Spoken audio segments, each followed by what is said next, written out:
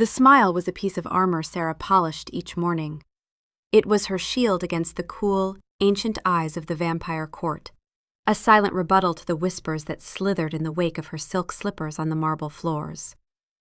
She was human, warm-blooded and mortal, her heart still beating, living among vampires, immortal beings who had walked the earth for centuries. To them, she was a curiosity, a fragile, fleeting thing in a world of eternal predators. Her husband's strange indulgence, a temporary bloom in a garden of immortal flowers. Her husband, King Kale, was a vampire, an ancient immortal who had ruled his kingdom for over 5 centuries, and their marriage was a union that defied every tradition his kind held sacred. Sarah had decided to remain mortal for the time being, wanting to savor the last precious years of her humanity, the warmth of genuine sunlight on her skin, the taste of food, the fierce and fleeting passions of a life that knew its own end, planning to make the decision to turn vampire some years down the line, when she had drunk her fill of mortal existence. Sarah never complained about the treatment she received at court.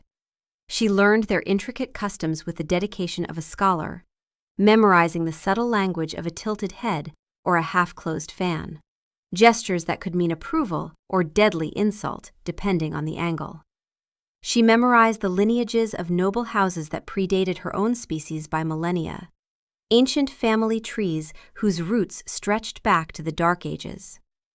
She endured formal dinners held after sunset where the wine served was blood, dark and rich in crystal goblets, and the conversation turned casually to centuries she could not comprehend, to wars fought before her ancestors had learned to write, to cultural references from ages that existed only in her history books as myths.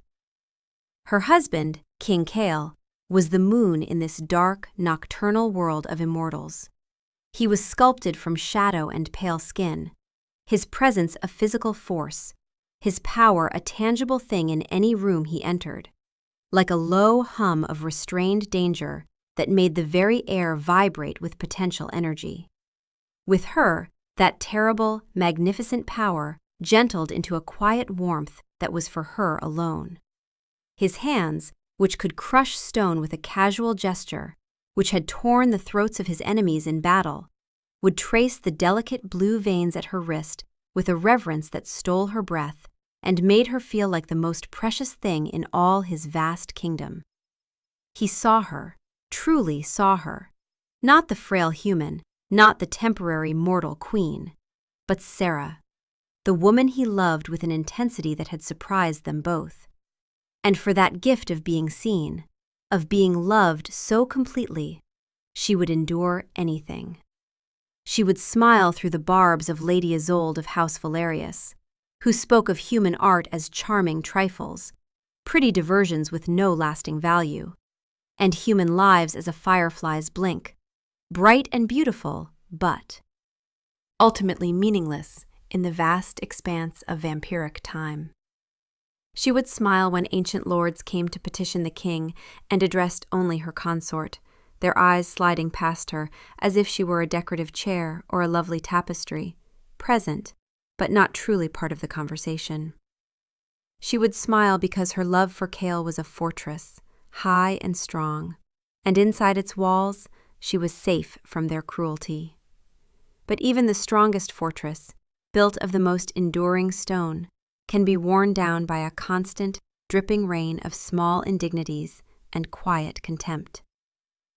It was the night of the blood moon, a grand gala celebrating the rare celestial event when the moon turned the color of fresh blood, an occurrence that happened only once every human lifetime, but which the vampires had celebrated hundreds of times. The great hall was transformed into a scene of dark elegance, filled with pale, beautiful creatures in their finest attire, their skin luminous under the crimson moonlight that poured through the tall windows. Sarah stood beside Kale's throne, positioned just slightly behind and to the left, as protocol demanded, a crimson rose in a field of pale death. She wore a gown of deep burgundy silk, an exquisite creation that Kale had commissioned from the kingdom's finest seamstress, and it should have made her feel like a queen, should have made her feel beautiful and powerful. Instead, it felt like a costume, like she was a child playing dress-up in clothes that would never truly belong to her. Lady Isolde, her lips painted a slash of dark plum that made her pale, bloodless face look even more corpse-like, approached with a crystal glass of blood in her elegant fingers. "Your Majesty," she said, her voice smooth as oiled silk, her eyes holding the cold amusement of a cat that had cornered a mouse and was deciding how long to play with it before the kill. "You look vibrant this evening. Such a flush to your cheeks, such warmth in your coloring, such a racing heartbeat. It is the curse of your kind, is it not? To be so alive, so vital, so very temporary. We vampires learned to master such volatility ages ago, learned to control our hungers and our hearts, learned to exist without the burden of a beating heart." Sarah's smile remained perfectly fixed, not a single muscle in her face betraying the sting of the words. "There is no shame in life, Lady Isolde," she replied, her voice carefully modulated to sound pleasant and unbothered. "Perhaps it is a strength you have forgotten in your long years of death, the ability to experience joy and sorrow without the coldness of the grave." Isolde's answering smile was thin and sharp as a blade, revealing the tips of her fangs. "Of course," she murmured, taking a delicate sip of blood from her glass. "The strengths of a mayfly, brief and beautiful.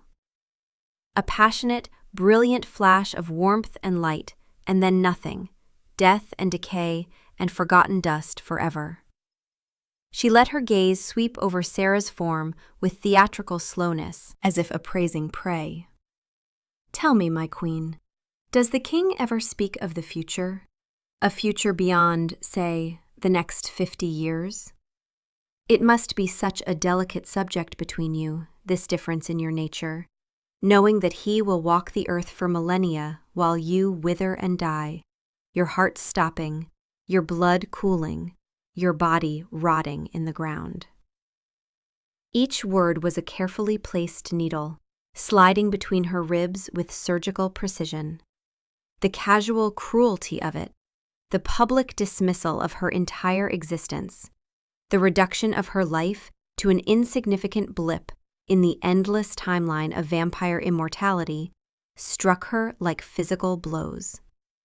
She saw other nobles within earshot listening now, their pale faces carefully arranged into impassive masks that didn't quite hide the glint of satisfaction in their ancient predatory eyes, the pleasure they took in watching the human queen be put in her place. This was their sport, their entertainment, watching her be reminded of her own mortality and inadequacy. Cale was engaged in conversation with his war marshal several feet away, his back to them, the low rumble of his voice discussing border patrols and garrison rotations, a protective wall of normalcy that she was suddenly outside of. She was alone in a crowd of hundreds, surrounded by beautiful, immortal predators who saw her as nothing more than an amusing curiosity, or worse, as food. "The king and I are quite content with the present," Sarah managed to say, her voice a marvel of steadiness that cost her more than anyone would ever know. "Are you?" Isolde murmured, leaning closer, and Sarah could smell the blood on her breath, could see the slight red stain on her pale lips. "Because some of us wonder, Your Majesty, what will become of the throne when its greatest treasure has turned to dust in the royal tomb? When your warm blood has long since cooled and your beating heart has stilled forever. A king needs a permanent queen, someone who can stand beside him for the ages, not a dalliance, not a pretty distraction that will be gone before he's had time to truly know her, not a meal he's keeping warm. Dalliance. The word struck her with the force of a physical blow, driving the air from her lungs. All her efforts, all the love she poured into this marriage, all her careful study and adaptation, all her sacrifice in leaving her human world behind, reduced to a passing fancy, a temporary amusement for an immortal king who would forget her within a century of her death, or worse, reduced to the level of livestock. The smile on her face didn't waver, didn't crack, her training holding firm even as something deep inside her chest fractured and began to bleed. She inclined her head with perfect regal grace, every inch the dignified queen. "If you will excuse me, my lady, I find I need some air." She moved through the crowd like a phantom in her own court, a ghost haunting rooms that would continue their celebrations long after she was gone. Every face she passed seemed to hold Isolde's pitying smirk. Every whisper seemed to be about her, the human queen with her ticking clock, the mortal woman who had dared to think she belonged among the eternal dead. She reached the tall, arched doors that led to the terrace and slipped out into the cold night air, leaving the warmth and light and music behind. The blood-red moon hung in the sky like a watching eye, casting long, skeletal shadows across the formal gardens with their precisely trimmed hedges and mathematically perfect flower beds. She leaned against the stone balustrade, the chill of the ancient rock seeping through her gown, a welcome shock to her overheated system. She did not cry, would not give them the satisfaction of tears. She breathed in slowly, filling her lungs with the crisp night air, held it, and released it in a controlled stream. In, out. In, out. Rebuilding the walls brick by brick, polishing the armor until it shone again. After a few minutes of this deliberate composure, she returned to the hall, her smile perfectly in place, as if it had never slipped, and resumed her position by Cale's side. He turned to her immediately, his dark eyes softening as they found her face, his expression transforming from the stern mask of kingship to something tender and concerned. He reached for her hand, his fingers cool and strong as they closed around hers, his skin like marble against her warmth, his thumb stroking her knuckles in a gentle, soothing rhythm. "Are you well, my heart?" he asked, his voice a low vibration that only she could hear, pitched beneath the music and conversation. "Perfectly," she lied, and her smile was a masterpiece of deception that would have made the greatest actors in the kingdom weep with envy. Later, in the silent grandeur of their private chambers, the weight of the evening finally descended upon her like a physical force. Cale was in his adjoining study, the door between their rooms slightly ajar, reviewing reports from the night patrol that required his attention before dawn. The vast suite of rooms, with its towering ceilings and tapestries depicting ancient vampire conquests, its furniture carved from dark wood, and its floors of polished stone that held the chill of the grave, had never felt so alien to her, so empty and cold, and fundamentally not hers. Sarah undressed slowly, her fingers clumsy with the intricate fastenings of the burgundy gown. The exquisite fabric pooled at her feet like a shed skin, like the discarded costume it truly was. She slipped into a simple linen nightdress, the rough fabric a relief after the constricting elegance of court attire, and sat on the edge of their bed, a massive thing of dark, polished wood draped in heavy velvet that never saw the sun. And the first sob broke free. It was a small, strangled sound, one she swallowed immediately, pressing her hand to her mouth as if she could push it back down her throat. She pressed the heels of her hands to her eyes, fighting desperately for control, for the composure that had carried her through the evening. But it was no use. The dam had cracked, and nothing could hold it now. A second sob followed, then a third, each one tearing from a place so deep inside her she hadn't known it existed, a well of grief and loneliness she had been carefully ignoring for months. She slid off the bed and onto the thick rug that covered the cold floor, curling into a tight ball, trying to make herself small and invisible. She tried to muffle the sounds in the heavy velvet of the bedspread, pressing the fabric to her face until it was difficult to breathe. She cried for her lost home, for the warm yellow sun of her human world that she would only see for a few more years before choosing eternal darkness. She cried for the family and friends she had left behind to marry a king, people who were aging and dying while she lived in timeless luxury among the undead. She cried for the 50 years that felt like a vast eternity to her mortal mind, but was a mere breath, a blink, an insignificant moment to the beings she now lived among. She cried because she loved a man with all her soul, every fiber of her being, yet felt like prey in his kingdom, like food that had been granted temporary protection. She cried because she was so tired, bone-deep exhausted, from smiling through the constant small cuts, from pretending the barbs didn't hurt, from being strong and gracious and queenly, when all she wanted was to be seen as a person, not a curiosity or a meal. The sounds were quiet, desperate, the muffled gasps of a drowning woman who knew no one could hear her, who had learned that her pain was something to be hidden and managed, never shared. She was utterly, completely alone. In his study, Cale stood abruptly from his desk, the parchment in his hand forgotten, the carefully worded report from a neighboring territory suddenly meaningless. A strange noise had snagged his attention, cutting through his concentration like a knife. It was a faint, rhythmic sound of distress that cut through the profound silence of the castle at night, like a discordant note in a symphony. He was a vampire. His hearing was preternatural, honed by centuries of hunting and survival. He could distinguish the flutter of a moth's wings 3 rooms away, could hear the slow drip of water in a fountain in the courtyard below, could identify a person by the unique rhythm of their heartbeat from a great distance. This sound was closer, coming from their shared chambers, and it made every protective instinct in his ancient body flare to sudden, intense life. He moved to the door that connected his study to their bedroom, his movements fluid and utterly silent as only a vampire could move. He placed his hand on the cold iron handle, his fingers tightening around it, preparing to enter.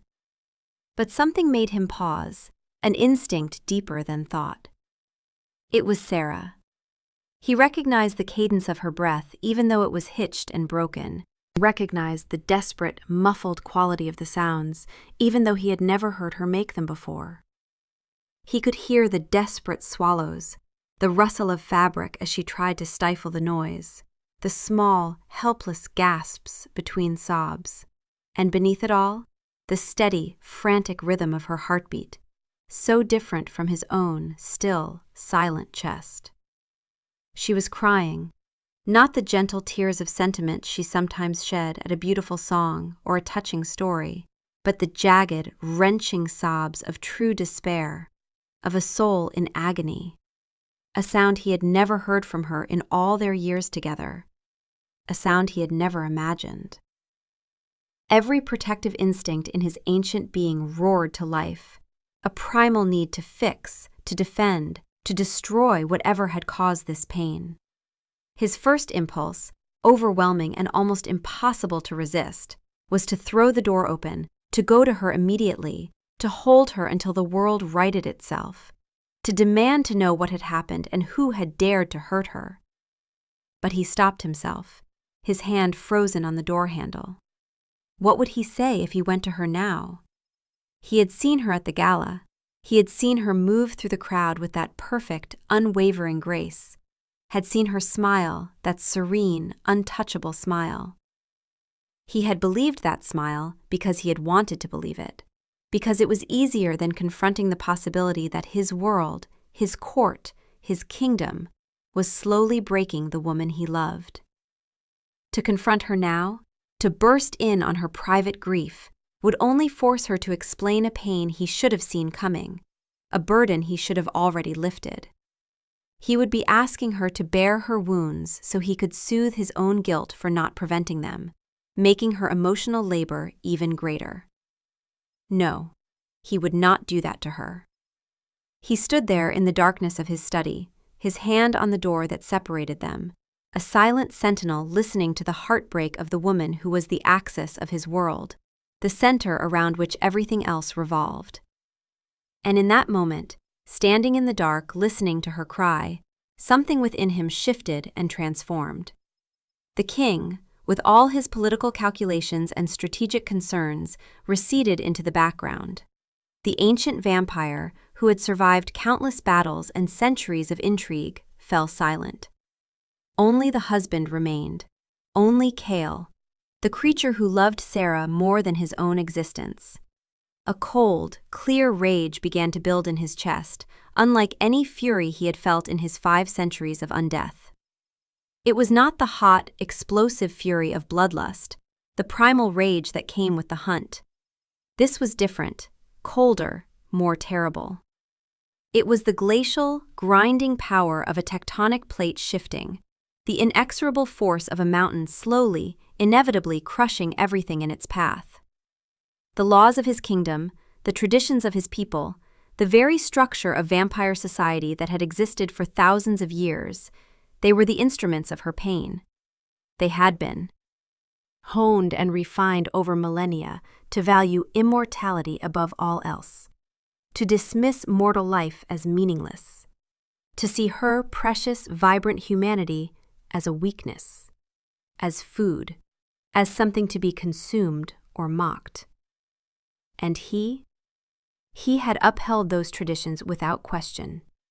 He had reigned over that system, had enforced those laws, had allowed his court to operate under those cruel assumptions. He had given them permission, through his silence, to wound the person he loved most in all the world. He let his hand fall from the door handle, the metal cold against his palm. He turned away from the sound of her weeping, though every fiber of his being screamed at him to go to her. That sound would be etched into his memory forever, a scar on his soul that would never fully heal. He walked back to his desk with slow, deliberate steps, but not to the forgotten reports, not to the mundane business of running a kingdom. He pulled a fresh sheet of parchment toward him, the paper crisp and white in the candlelight. His movements were precise, controlled, each gesture heavy with purpose and absolute certainty.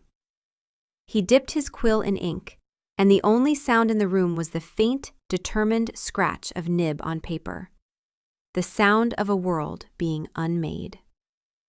There would be no confrontation with Sarah, not with words and apologies that could never undo what had been done. Words were for comfort, for soothing, and this pain required more than comfort, more than gentle reassurances. This required a fundamental reordering of the world itself. He would not ask her what was wrong, would not make her relive her humiliation by forcing her to explain it to him. He would build her a kingdom, a new world where she would never have to cry again, where her humanity would be celebrated rather than scorned, where she would be truly, completely safe. The first summons went out before dawn, carried by vampire messengers who moved through the darkness with inhuman speed. Lord Marshal Caius was roused from his daylight rest by a grim-faced royal guardsman, pulled from the death-like sleep of their kind with the news that the entire royal council was being convened for an emergency session at sunset. No reason was given, no explanation offered, only that the king's command was absolute and attendance was mandatory. Caius, a veteran of 3 wars and a being of unflappable pragmatism, who had served the crown for 2 centuries, felt a rare prickle of unease run down his spine. The king was not a vampire given to whims or dramatic gestures, was not one to summon his council without serious cause. Something had happened, something seismic that had shaken the foundations of their world. By the time the sun had set and the first stars appeared in the darkening sky, the council chamber was full. The air was thick with tension and the scent of old stone and ancient death, the smell of vampire power concentrated in one place. The 20 highest-ranking vampires in the kingdom were assembled around the great obsidian table, their pale faces carefully arranged into masks of wary curiosity.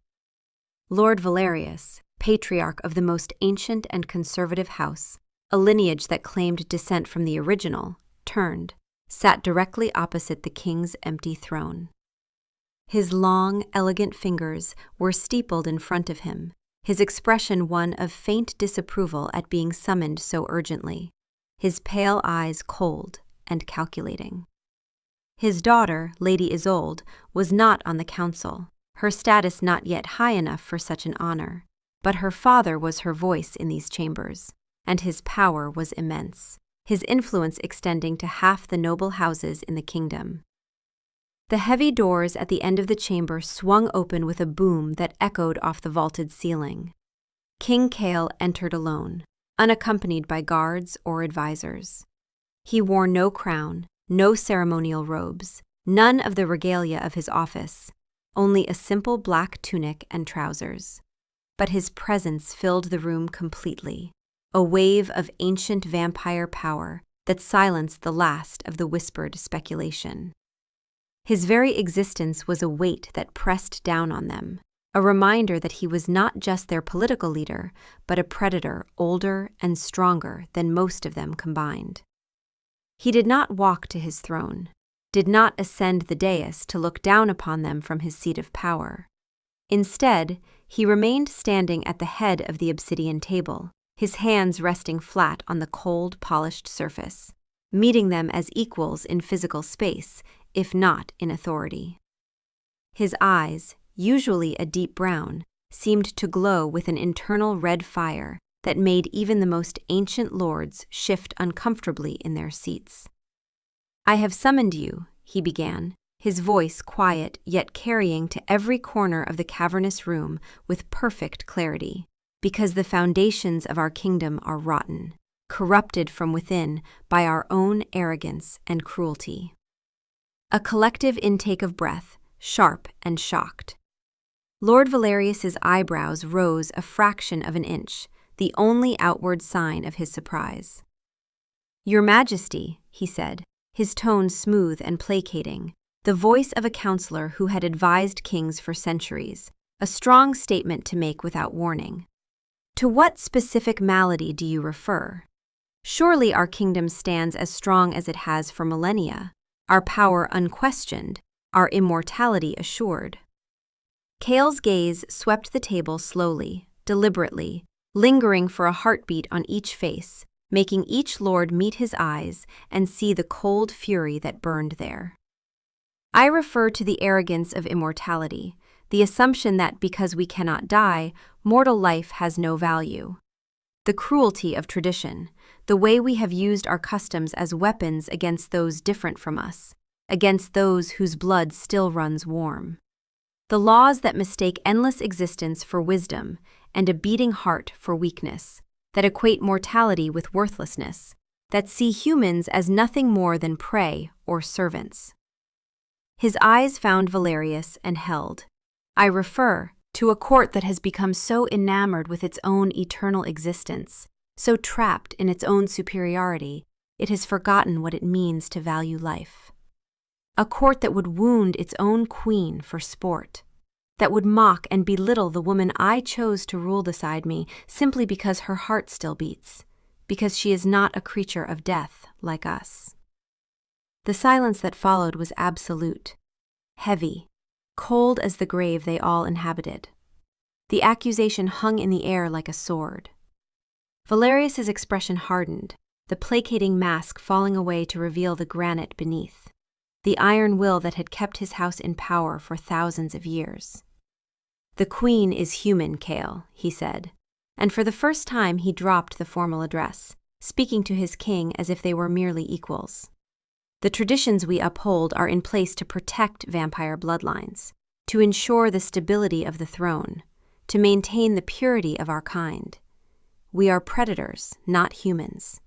We are the dead who walk, not the living who will inevitably perish. These distinctions are not cruelties, they are necessities, safeguards that have served us well for millennia." "They are ending today," Cale said, his voice dropping to a deadly calm that was somehow more terrifying than a shout. As of this moment, this very hour, the Human Servitude Acts are abolished in their entirety. Any vampire holding a human in a state of ownership, whether as blood servant, thrall, or indentured labor, will free them by dawn or face permanent exile from this kingdom. Gasps rippled around the table like a wave. Several lords paled visibly, their carefully maintained composure cracking. Human servants were more than just laborers. They were a status symbol, a source of fresh blood, a fixture in every noble house, a sign of wealth and power. Furthermore, Cale continued, his voice cutting through the rising tide of dissent like a blade, the laws of succession are to be amended with immediate effect. Any child born of a royal union, regardless of whether they are born vampire or born mortal and later turned, regardless of whether they carry pure vampire blood or mixed heritage, shall be considered a legitimate heir to the throne with full rights and privileges.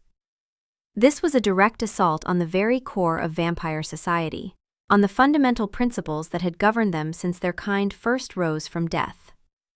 Lord Valerius slammed his hand on the table, the sound like a thunderclap, his composure finally breaking. This is madness, Cale, utter madness. You would pollute the royal line with mortal weakness? You would allow a human-born heir, a creature who once had a beating heart, to sit on the throne of vampires? You would throw away millennia of careful breeding, of maintaining the strength that comes from pure vampire lineage, all for a short-lived fancy?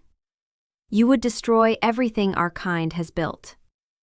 She is not a fancy, Cale snarled, and for the first time, his power flared outward, a palpable wave of ancient vampire energy that made the heavy goblets on the table tremble, and filled the room with the scent of old blood and death. She is your queen, chosen by your king, and you will learn to address her with the respect that position demands.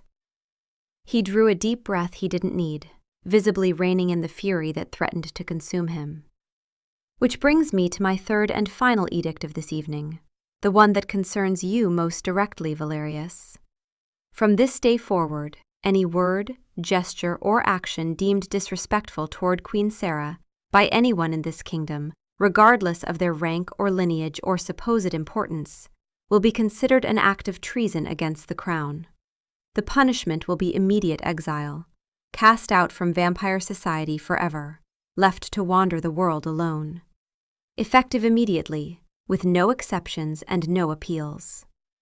He pushed away from the table, straightening to his full height. Lord Valerius, your daughter, Lady Isolde, spoke ill of her queen last night at the Blood Moon Gala. She questioned the legitimacy of my marriage, mocked the honor of my wife, publicly humiliated the woman who stands as the highest lady in this land, and implied that my human queen was nothing more than livestock I had chosen not to drain. She will be escorted beyond our borders by dawn. Your house will provide her with whatever resources she needs for her exile. She will not return to this kingdom while I rule. Valerius shot to his feet, his chair scraping against the stone floor with a harsh sound, his face a mask of incandescent rage, such as had rarely been seen in these civilized chambers, his fangs fully extended in his fury. "You dare," he hissed, his voice shaking with fury.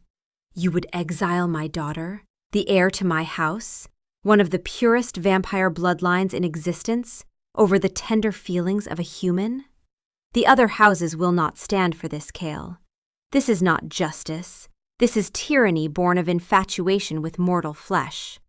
You have lost your mind to human weakness." "This is justice," Cale corrected him, his voice like ice cracking, each word sharp and precise. "Let me be absolutely clear about the new reality of this kingdom, Valerius, so there can be no misunderstanding. The stability of my throne, the security of this realm, the future of our people, all of it rests on one single pillar, the safety and happiness of my queen. You threaten that, you threaten everything. I am willing to burn this entire kingdom to the ground, to destroy every vampire house, to rule over nothing but ashes and ruins to ensure her peace, her dignity, her joy. Do not test my resolve in this. Do not make the mistake of thinking my love makes me weak." He turned his back on the stunned, furious council, a gesture of dismissal that was itself an insult. "You have your orders. See to them immediately." As he walked from the room, his footsteps silent on the stone floor despite his anger, the heavy doors closing behind him with a boom that sounded like the death knell for an entire age, he could feel their stares boring into his back. He could sense the mixture of fear and pure, unadulterated hatred radiating from them. Let them hate him. Let them plot and scheme and whisper about his madness. They thought his love for Sarah was his weakness, a vulnerability they could exploit. He would show them, teach them in ways they would never forget, that it was the most dangerous weapon he had ever possessed. Sarah awoke to a strange, unsettling silence. Usually the castle came alive at sunset with quiet, purposeful activity, a carefully orchestrated symphony of vampire servants and courtiers rising from their daylight rest. There would be the soft footsteps in the corridors, the distant sounds of the night guard taking their positions, the gentle murmur of courtiers beginning their evening in the gardens below, the familiar sounds that marked the rhythm of vampire court life. Today, the silence was different, wrong. It was heavy, watchful, pregnant with something she couldn't name. When her handmaiden, Alara, arrived after sunset, the young vampire woman's eyes were wide with something that looked like shock, and she refused to meet Sarah's gaze, keeping her head bowed low. "Is something amiss, Alara?" Sarah asked gently, sitting up in the vast bed and pushing her dark hair back from her face. "No, Your Majesty," Alara whispered, her hands trembling slightly as she lit the candles. For vampires preferred darkness, but Sarah still needed light. Everything is new, different, changed." The evening unfolded in a series of baffling, increasingly surreal encounters that left Sarah feeling as if she had stepped into a different world overnight. Courtiers who had once looked through her as if she were made of glass, who had addressed the air beside her head rather than meet her eyes, now bowed so low their foreheads nearly touched the floor when she passed. Their pale faces were drawn with a new, startling fear, their eyes wide and watchful. A minor lord she encountered in the hallway, one who had once made a careless jest about her being the king's favorite meal at a feast 6 months ago, saw her coming and physically flattened himself against the wall, pressing his body into the stone as if trying to disappear into it, his eyes wide with absolute terror until she had passed. The whispers still followed her through the corridors, but their tone had changed completely. They were no longer condescending or mocking, they were frightened, awed, uncertain. She sought out Kale, needing answers, needing to understand what had happened to transform her world overnight, but he was locked in meetings all evening. First with the War Marshal, discussing security and defensive positions, then with the Royal Exchequer, reviewing financial arrangements, then with the heads of the Royal Guard, issuing new protocols. A perimeter of guards, twice the usual number, had been stationed around their wing of the palace, presence obvious and intimidating. Something was terribly, fundamentally wrong. Rumors trickled through the servants' quarters, like water finding cracks in stone, fragmented and distorted, but all pointing to the same incredible truth. The king had remade the laws in a single night. Lady Isolde had been exiled before dawn, her belongings packed and her person escorted beyond the borders under armed guard. Lord Valerius was gathering his allies in his estate, calling in ancient debts and forging new alliances. Rebellion, treason, war. The words hung in the air like smoke, drifting through every conversation.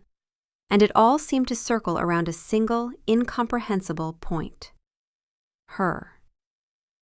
By the time night had fully fallen, the anxiety was a living thing coiled in Sarah's stomach, making it impossible to eat. Kale finally returned to their chambers as the moon was rising, painting the sky in shades of silver and shadow. He looked weary in a way she had rarely seen, the lines around his eyes deeper than usual, his shoulders carrying a weight that seemed almost too much, even for his vampire strength. But as his eyes found her across the room, the exhaustion fell away like a discarded cloak, replaced by that familiar, gentle warmth that was reserved for her alone. "Cale," she began, her voice tight with worry and confusion. "What is happening? The entire court is terrified. They speak of new laws, of exile, of Lord Valerius gathering forces for some kind of confrontation. They say Lady Isolde was banished. They say you are risking your throne, that civil war is coming among the vampire houses." She crossed to him, her hands reaching for his. "Why, Cale? What have you done?" He walked to her and took both her hands in his, enfolding them completely. His hands were cool, always cool, the temperature of death, but to her they had always been a comfort. "The court is adjusting to a new reality," he said simply, his voice calm despite the storm that must be raging around him. "What reality? What have you done?" she pressed, her heart beginning to hammer against her ribs. "Lord Valerius's house is the oldest vampire lineage in the kingdom, the most powerful. To exile his heir, his only daughter, Cale, they will not accept this insult. They are saying you are risking everything, your crown, your kingdom, the peace we have maintained for centuries." She looked up at him, her eyes searching his face for answers. "Why would you do this? For what possible reason would you invite such danger?" He did not answer immediately, did not rush to explain or justify. Instead, he raised one hand and gently cupped her face, his palm cool against her warm cheek, his thumb stroking her cheekbone with infinite tenderness. His dark eyes held hers, and in their fathomless depths, she saw a raw, aching vulnerability she had never seen before, an emotional nakedness that took her breath away. The king was gone completely. This was only Cale, her Cale, the man beneath the crown and the vampire beneath, the monster. "Last night," he said, his voice a low, rough whisper that seemed to be pulled from the very core of his being, from a place of profound pain and absolute certainty. "I heard you crying." The words struck her with more force than any insult Isolde had delivered, more impact than any law or decree. They pierced through all her carefully constructed defenses, through the armor she had polished so carefully, through the fortress walls she had built around her pain, and went straight to her heart. He had heard her. In her moment of absolute secret despair, when she had felt most alone in the entire universe, when she had thought herself completely isolated in her grief, he had been there. He had been on the other side of a door, listening with his vampire hearing, bearing witness to her breaking. He hadn't come in, hadn't confronted her or demanded explanations, hadn't forced her to relive her humiliation by asking her to explain. He had acted instead. He had heard her silent scream and had torn down the world that caused it. "No law is worth your tears," he continued, his voice thick with an emotion he rarely allowed himself to show, rough with feeling. "No tradition is worth your pain. No custom is worth your suffering.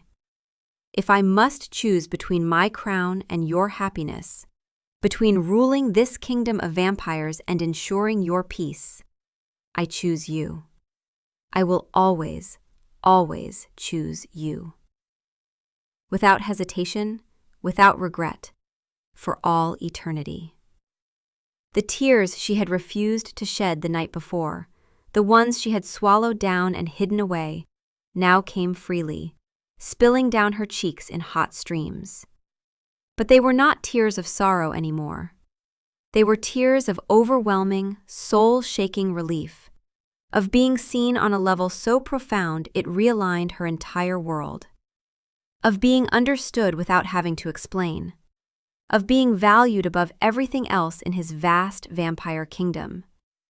All the little cuts she had endured, the 1,000 daily slights and subtle cruelties, the years of feeling like an outsider in her own home, like prey among predators, were washed away in this singular, monumental act of love.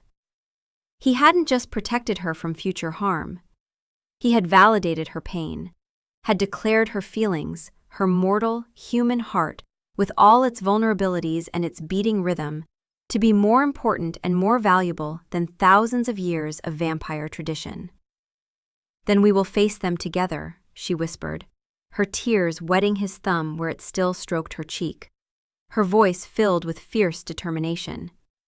"And I will face them as I am, KL. As a human.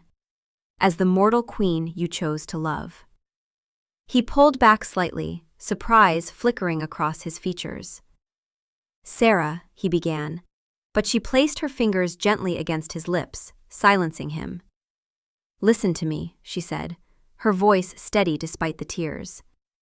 "I know what you're thinking. That if I become a vampire now, immediately, it will silence their arguments. It will give them the immortal queen they demand. It will end the rebellion before it begins." She shook her head slowly. "But don't you see? If I turn now, they win. Everything you just fought for, every law you changed, every stand you took, it all becomes meaningless. It proves them right. It tells them that a mortal queen is insufficient, that my humanity is a weakness that must be corrected, that their prejudice was justified all along." Kale's eyes widened with understanding, and she saw the moment he grasped what she was saying.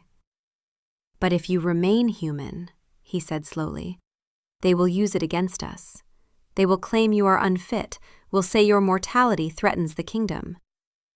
"Let them claim it," she said fiercely, her chin lifting with a pride he had never seen in her before. "Let them say whatever they want.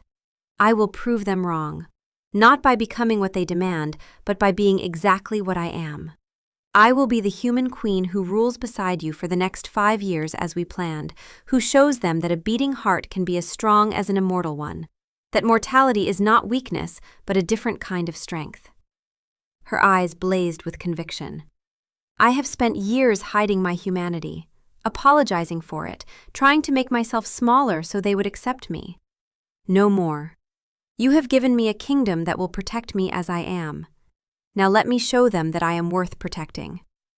That a human can stand beside a vampire king and be his equal in every way that matters. That love is not measured in years but in depth, that my finite life has infinite value." She stepped closer to him, her warm hands finding his cool face. "In 5 years, when the time comes, I will accept the transformation. I will become a vampire as we always planned, and I will do it on our terms, on our timeline, because I choose it freely, not because they demanded it. But these 5 years, Kale, these 5 mortal years, they matter. They are my stand. They are my rebellion. They are my proof that your love for me was not misplaced, that you were right to burn your world for a human heart." A slow smile spread across Kale's face, filled with pride and awe, and a love so profound it made him ache. "You are magnificent," he breathed. "You humble me. This is your battle as much as mine. I should have known you would find the perfect way to fight it." She smiled, and for the first time in so long, it was not armor. It was joy, fierce and unbowed. "They want me to disappear into immortality, to erase the thing they hate about me. Instead, I will make them look at it every single day. I will walk in sunlight while they sleep. I will eat at feasts while they drink blood. I will laugh and cry and live with every passionate, messy, beautiful human emotion they've tried to make me ashamed of. And they will learn that humanity is not something to be tolerated until it can be erased. It is something to be celebrated." He pulled her into his arms, holding her against his chest, and she could feel the absence of a heartbeat there, the stillness of death. But his love was more alive than anything she had ever known. "I will protect you," he vowed into her hair. "Every moment of these 5 years, and every night of the eternity that follows. You are the bravest person I have ever known, mortal or vampire." "Then let us go face them," she said, pulling back to look at him. "Let us show your court that their human queen is not afraid." The confrontation came sooner than either of them had anticipated or hoped. 3 nights later, as a fierce storm raged outside the castle, lashing the tall windows with rain and wind, making the ancient stones tremble, Lord Valerius and a delegation of 50 other vampire lords from the great houses demanded an audience with their king. They did not request it through proper channels.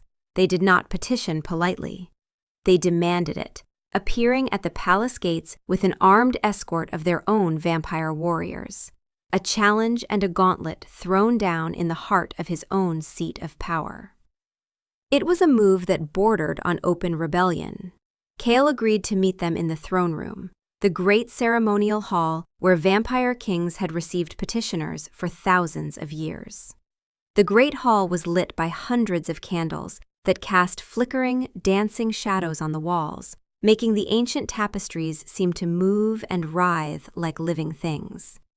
The assembled vampire lords stood in a grim, silent phalanx at the base of the dais, their fine velvets and brocades, their jewels and gold, doing little to soften their warlike stance, their pale faces hard as marble. They had come for battle, even if it was to be a battle of words and wills. Lord Valerius stood at their head, his face a mask of cold, controlled fury, his pale eyes burning with rage barely held in check, his fangs visible between his lips. When the great doors at the end of the chamber swung open, Cale entered, not in full battle armor as they might have expected, but in his formal robes of state, the heavy brocade and ermine that marked him as king. But he was not alone. At his side, her hand resting lightly on his arm, was Sarah. She wore a gown of deep crimson, the color of fresh blood, of life, of the warmth that flowed through her mortal veins.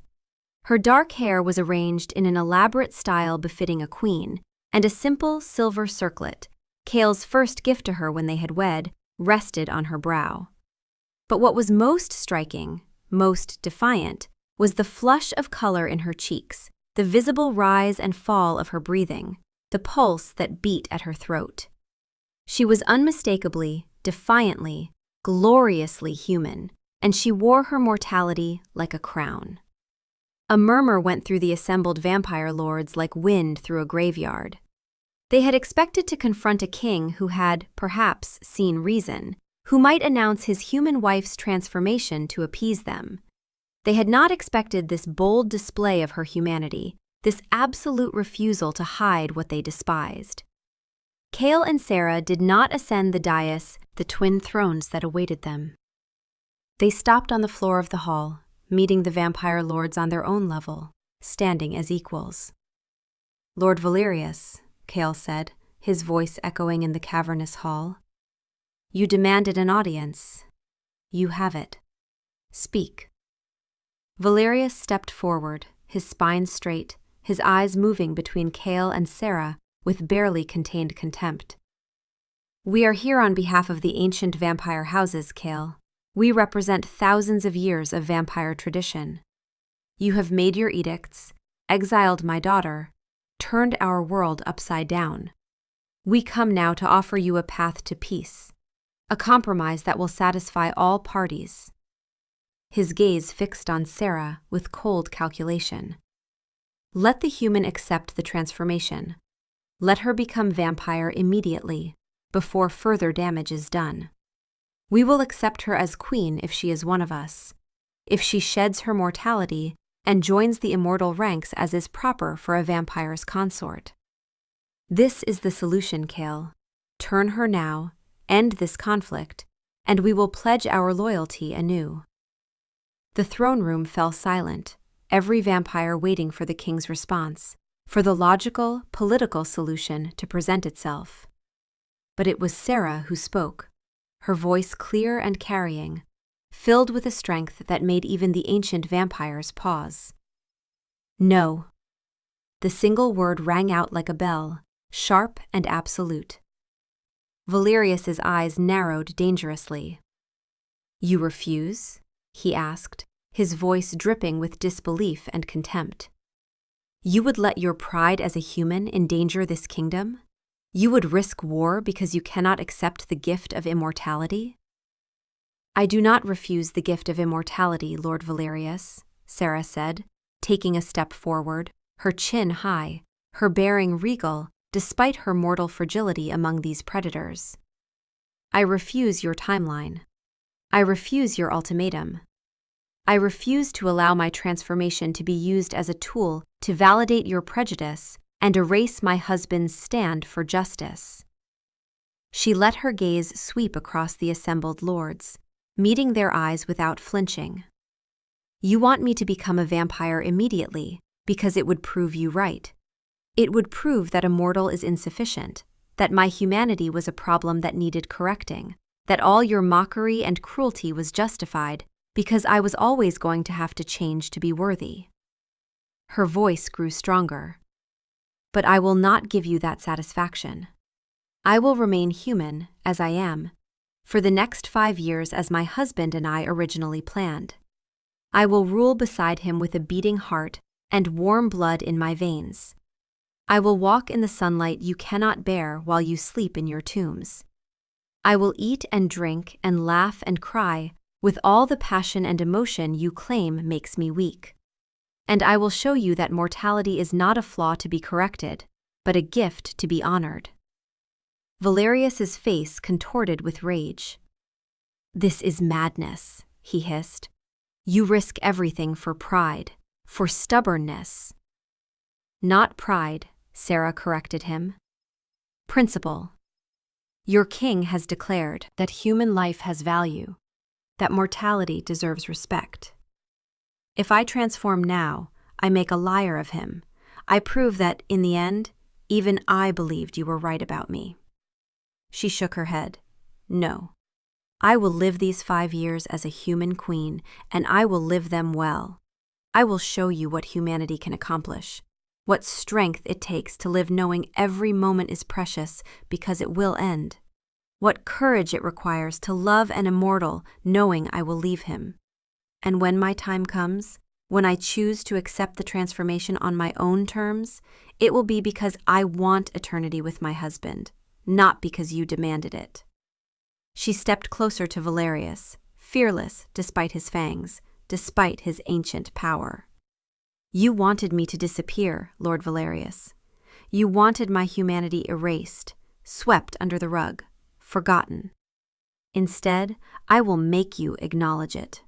Every day for the next 5 years, you will see me in this court, human and mortal and alive, and you will learn to respect what you cannot understand.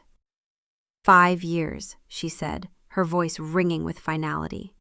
5 years to prove that love is stronger than tradition, that value is not measured in immortality, that a human heart can be the equal of a vampire's strength. And if at the end of those 5 years you still believe I am unworthy, then you are beyond teaching. The throne room was silent, the vampire lords stunned by her eloquence, by her refusal to bend. Cale's hand found hers, his cool fingers interlacing with her warm ones, a perfect symbol of their union. She speaks for both of us, he said, his voice filled with pride. My queen will remain human for 5 more years. And anyone who cannot accept that will find themselves joining Lady Isolde in exile. This is not a compromise. This is reality. Adapt to it or leave. He looked at Valerius directly. My wife's humanity is not a weakness to be tolerated. It is the reason I love her, the core of who she is, and I will protect it as fiercely as I protect this kingdom. More so, perhaps, because this kingdom means nothing without her in it. Choose now, all of you. Bend your knee to your human queen or face the consequences. One by one, slowly, reluctantly, the vampire lords knelt. Some with genuine respect dawning in their eyes, others with barely suppressed fury. But they knelt because they had no choice, because she had outmaneuvered them completely, because her refusal to transform was more powerful than any acceptance would have been. Valerius was the last to kneel, his face a mask of rage and grudging acknowledgement. You have won today, Your Majesty, he said to Sarah, his voice tight. But 5 years is a long time for a mortal. We shall see if you survive them. I will, Sarah said with quiet confidence. And when those 5 years end, when I choose to become vampire on my own terms, you will finally understand that I was always worthy, that my humanity never diminished me. It enhanced everything I am. She helped Kale ascend to their thrones, and they sat together, king and queen, vampire and human, united and unbreakable. The years that followed were the most remarkable in the history of the vampire kingdom. Sarah became a legend, not despite her humanity, but because of it. She walked in the sunlit gardens while the vampires slept, tending to flowers and greeting human visitors who came to petition the crown. She hosted daytime audiences for the human citizens of the kingdom, giving them a voice they had never had before. She established schools and hospitals, brought warmth and life to a kingdom that had forgotten what those things meant. She loved Kale with a fierce, open passion that made even the coldest vampires remember what it meant to feel. And slowly, reluctantly, the vampire court learned to respect her. They learned that her mortality made her appreciate every moment in a way they, with their endless existence, had forgotten. They learned that her beating heart gave her a connection to life and emotion that enriched their static world. They learned that humanity was not weakness, but a different kind of strength. On the eve of her 5th anniversary as queen, Sarah stood in the throne room before the assembled court. She was 30 years old, her face slightly lined from smiling in the sunlight, her body still warm and alive. Kale stood beside her, as he had every day of those 5 years, and his love for her had only deepened. "Tomorrow at sunset," she announced, her voice steady and certain, "I will undergo the transformation. I will become vampire, not because anyone demanded it, not because my humanity was insufficient, but because I choose it. I choose eternity with my husband. I choose to continue the work we have begun together. I choose to become immortal not to erase who I am, but to continue being exactly that for ages to come." She looked at Kale, her eyes shining. "These 5 years have been the greatest gift. I have lived them fully, loved completely, and proven that mortality has value. Now I am ready for what comes next, ready to walk the eternal night beside you, ready to continue our forever." The next evening, as the sun set and painted the sky in shades of blood and gold, Sarah stood in the transformation chamber. She wore white, her heart beating strong and sure. Kale knelt beside her, his hands gentle as they cradled her face. "You have already proven everything," he whispered. "You have nothing left to prove to anyone." "I know," she said, smiling.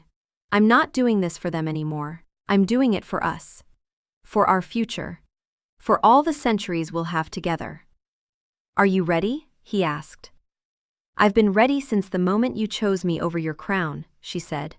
"Now I choose you over my mortality." And as his fangs pierced her neck, as her heart slowed and stopped, as his blood filled her veins and remade her into something new, Sarah's last thought as a human was one of perfect peace. She had lived fully. She had loved completely. And now, she would do both forever. When she opened her eyes again, the world was different. Sharper, clearer, eternal. But the love in Kale's eyes was exactly the same. "Welcome to forever, my heart," he whispered. She smiled, and it was no longer armor. It was pure joy. "I'm home," she said. And she was.